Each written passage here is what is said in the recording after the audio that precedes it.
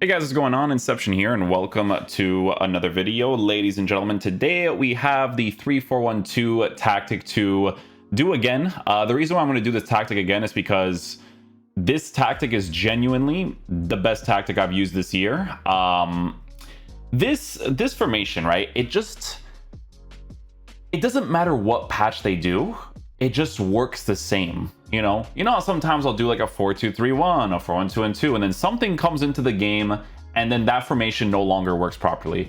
This formation is consistent, and you need consistency, and you need this uniqueness feel to it, right? This unique feel to it to be able to play FIFA and enjoy it, not only playing the meta of the game, right? So you kind of need some authenticity. But the types of goals that you're going to score is going to be pretty much the same. That's why when I do review videos, guys, I try my best to do other stuff that goes away from the meta of the game, but it's just not as effective. That's why we call it review FIFA and not regular FIFA, right? You guys notice a lot when I do regular FIFA, the game style is kind of different, right? Because that's not me testing out an individual player. It's me playing regular FIFA, right? So all the cards that you guys see here, we put together just something, right? This is obviously the review account, and I wanted to be able to, use players that will fit this formation as much as possible. So guys, for this 3-4-1-2, it's going to be lined up like this, right? So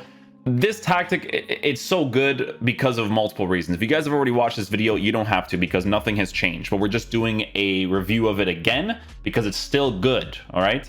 So the first one is pressure on heavy touch. Honestly, guys, I need pressure on heavy touch because the defending in this game is, one, horrible, and the second thing is that it's really boring because your players drop back immediately, right? So pressure on heavy touch forces this movement out of your defenders to kind of make you feel like you're playing a little bit more, you know what I'm saying? So that you can switch the defenders kind of like on the attacker, because people love to waste time in the middle of the pitch as well as their own half. So it's really nice to be able to have this pressure on heavy touch just in case they start to do that stuff. On the offense, we have it set to balance and direct passing, 55 for width, 4 for players in the box. Japes usually has it set to 2 for corners, 2 for free kicks, but I usually just put it to 1 because you guys know me, I hate counterattacks, right? So I always put it to 1 personally. But yeah, this is from Air Japes. This has not changed. This guy is still, I wish he played consistently because he would have different formations and tactics that I'd be able to review. But this is the only one that I got from him. Like I said, it's the only one that I have reviewed this year that feels unique. The 4-1-2-2 is unique because it's glitched because of the cam, right? But this one is actually unique. You don't really see people using this formation and tactic that much because they want to be able to park the bus and use defensive AI as much as possible. No, I want to be able to play a video game like a normal person, right? And this formation allows you to do it. The instructions, let me just switch a few things here and there just because of how this team is formatted. We'll do that. And then Diana Costa has to be Emerson and Zufati. Switch that there. And then we do this. Cool beans. Okay. So yeah, the instructions on this team, guys, is that the left center back and the right center back are on overlap step up, right? The 2 center mids are on stay back while attacking, stay on the edge of the box for the cross, right? So the only reason why I had that off for one of the center mids is because I did a review for like Savanier or something, so I just for the sake of the review I took it off, but both of them should be on it. Your left mids and right mids are on comeback and defense. Your cam is on stay forward, get into the box of the cross, and then your 2 strikers are on stay forward, get in behind, right? So guys, for the new gen version of the game, like, this is just how it works, right? You need players that push the defensive line further back as much as possible, right? That's just how it works. Most of the goals that you guys will be seeing is me playing in foot champs, so it's actually not qualification, but it's the actual foot champs me playing, which honestly I think qualification is harder than actually playing like the regular foot champs. But what you guys are going to see, because you guys know how I feel about the whole gameplay situation in FIFA, my gameplay was at, I would say, 75 or 80% of like how good it feels. Like, you're gonna see a lot of quickness, a lot of movement that feels good. This is not gameplay that happens consistently. Most of the times it is horrible to play, very slow, very sloppy. What actually happens for the League One team of the season was this, right? So and you'll actually see it in the Fofana video, where I played 1 game of foot champs during the daytime during League One team of the season, and I did not continue playing because it was horrible to play, an irrelevant game to play, right? But then one of these nights, it was like on a Saturday or something, where it was like 10 o'clock at night, 11 o'clock, something like that. And I'm like, you know what? I'm going to try a game of Foot Champs, right?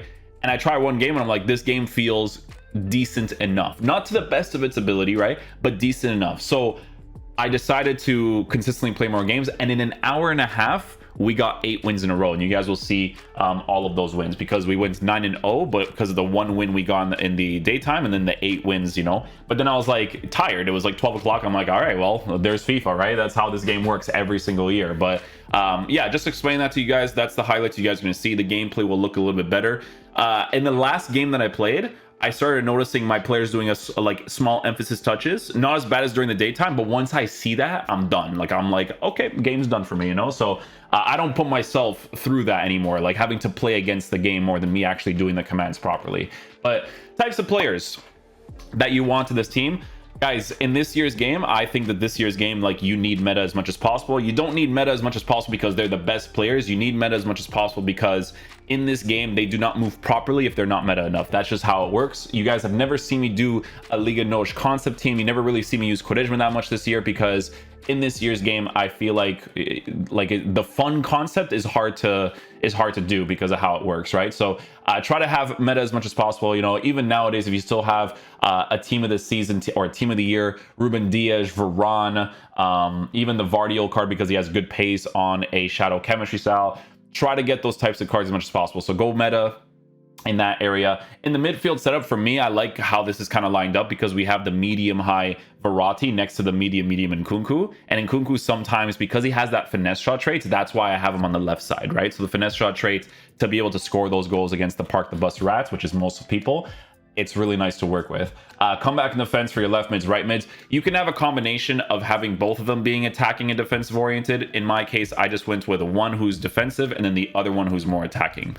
It works out perfectly fine, right? So you can go either or. I wouldn't recommend having both being attacking oriented unless they're both high work rated, right? The cam, you want to try to get players like Messi, Isco, Phil Foden, Bernardo Silva, cards that have proper movement in that area. You guys know I love this flashback Isco card. I told you guys all the time to get him because he's definitely worth it.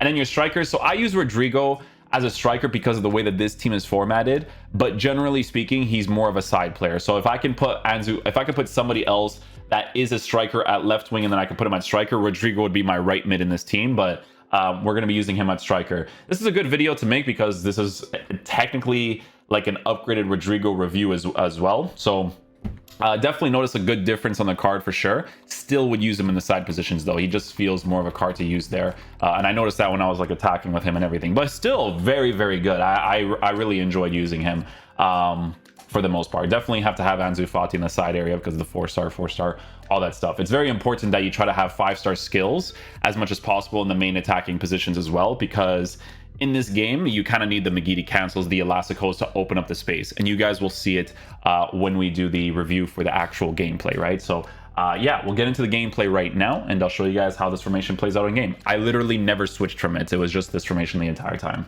Okay, guys, so Foot Champs highlights. The first team we started off with here is obviously really nice. Yo, Ronaldinho, icon moments. When I face him, he's deadly, eh? Like, I never really use Ronaldinho in FIFA because just never have the chance to. He's always usually like really expensive and I never really get like his loan card or anything like that. But yeah, he looks really saucy. Definitely one of those like super deadly players to come up against, right? So but guys, listen, the 3-4-1-2 video, most of the goals that you guys will be seeing is, you know, I never really go for long range shots. I never go for finesse shots. I never go for you know, any of those types of goals, because in the meta of this game and people are being serious, they park the bus like crazy, right? So you could already see this team right here. He keeps the 2 strikers up top. You need your attackers to push the defensive line as much as possible. And you also need players that have proper attacking AI for you to utilize the space properly, right? So this is the thing that I teach you guys all the time when I do a tactic video, right? It's always the push forward comeback that you have to look for the most, right? Because the direct passing tactic is so important in this year's game that when your players have that tactic, they open themselves up a certain way while working with their base attacking AI, right? So that's why I really like using the Isco card in the cam position, because the way that he allows me to move from aggressively pushing forward and then coming back immediately, like you guys can see here, that's what allows me to score most of my opportunities, right? Because it plays with the other strikers you know, breaking down the defense, pushing them out wide and stuff, right? You could see just from these little small clips how fast I'm actually able to play from the small little left stick touches, being able to do skill moves in the moment. Like it's the term that I like to use, and I really wish they fix this game, like that I can do this all the time.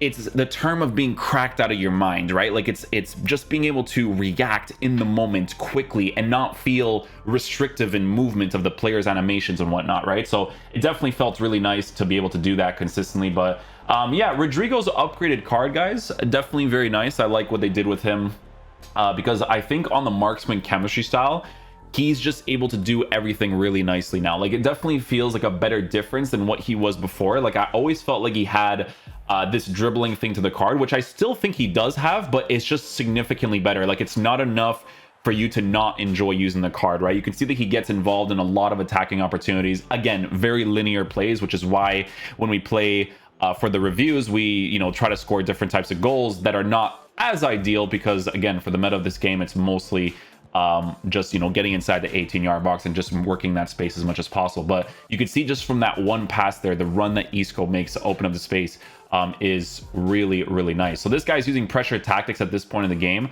so we have to really pinpoint our passes as much as possible to score our opportunities. Over here I messed up because once I did the roulette, I should have done a ball roll touch downwards, but in the moment I didn't even think I was actually going to pass the guy, because that second touch from the roulette is just so crazy effective that it allowed us to score that opportunity.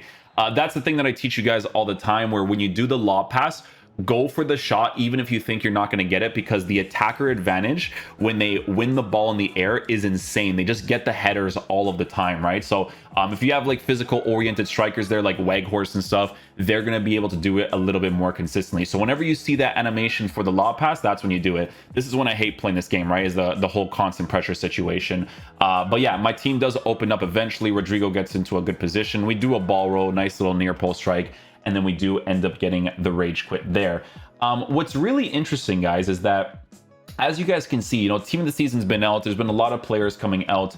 You pretty much still see the same type of squads, right? The same full meta teams as much as possible. That's why when I do the player reviews, I know that people will not agree with, you know, the type of tier list that I'll make and stuff, but I'm just telling you guys that, you know, I think the YouTube audience and the people who actually play this game, sometimes they're just different, because cards that people are in love with, you just never see them being used. You know what I'm saying? So it's always the same teams for the most part. You know, like look at this one, it's the same meta teams at the back four, the top. So I don't know. For me, from what I play, I don't see where these people. I don't know where these people are, right? But you can't blame these guys. Like in this game, like you just need meta as much as possible. So in a situation like this, you could see Ansu Fati up top with his crazy high base card stats for pace, getting into a good position to be able to win the header for me in the air there, right? But yeah, Ansu Fati, because of the base pace stats on him, it's definitely very, very nice to work with him in that side area. It's kind of like using like a, I'm not going to compare him to Gelson because it's a high work rate player compared to a high medium, but obviously having the pace to be as perfect as possible is super nice. Situation like this, I press the L1 and push Rodrigo downwards to kind of create the space.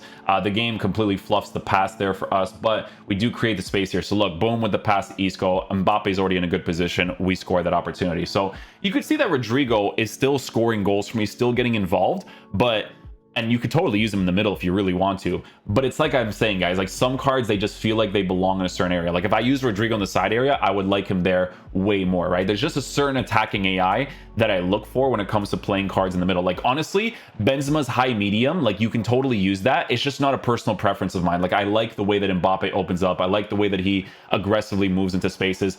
Isco is literally the cherry on top for the cam position, because the way that this card positions himself constantly is amazing.